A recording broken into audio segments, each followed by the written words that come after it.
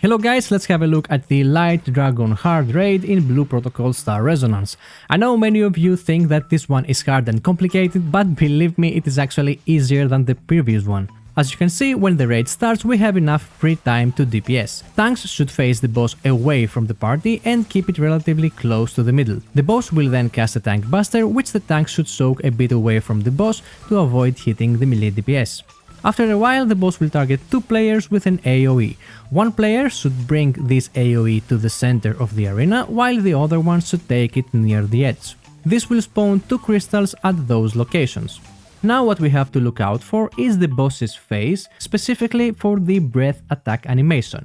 This attack comes very soon after placing the crystals. When you see it, go close to one of these crystals. One player, doesn't matter who, must use the crystal in time to create a shield that will keep everyone alive through the following AoE. Right after that, the boss will always cast Purifying Light Focus, which means an AoE will close in from the outside towards the center. All you will need to do is to use the crystal to teleport to the other crystal, same as the Tina teleport mechanic. Okay, right after the teleport, 3 players will be marked with an AoE stack. Most parties simply have all 3 players stuck in the same spot and the whole raid soak it as a team. Very simple and very clear. The easy part is that the boss always casts these mechanics in the same order. The first time the boss will cast Purifying Focus, so we go to the center crystal, and the next time it will cast the Purifying Light Scatter, where we will do the opposite. After that, the boss will repeat the same mechanics, only this time we expect the scatter cast, which means we will need to take the outer crystal first. Again, watch for the boss's face for the breath attack and activate the crystal for the shield. To minimize your DPS loss, what I like to do is to keep an eye on the middle of the arena and wait for the golden fire animation. When you see the golden fire animation, it means the purifying mechanic is about to happen, so rush to the outer crystal. And that's it for the entire phase 1.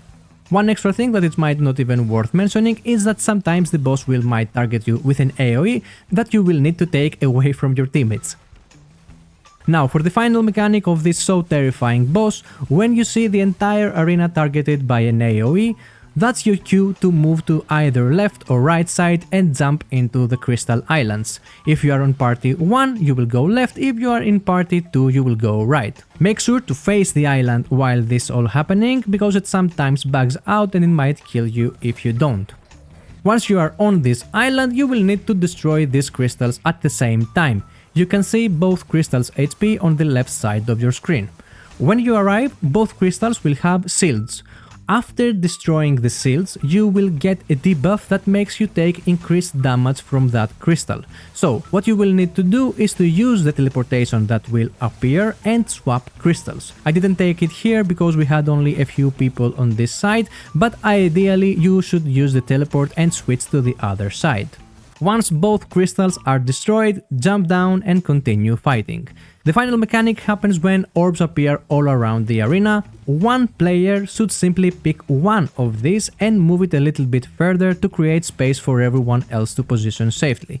This mechanic is only lethal if 2 AoE overlap, and that's why I say even if one player moves one orb away, the rest of the party can survive the hit.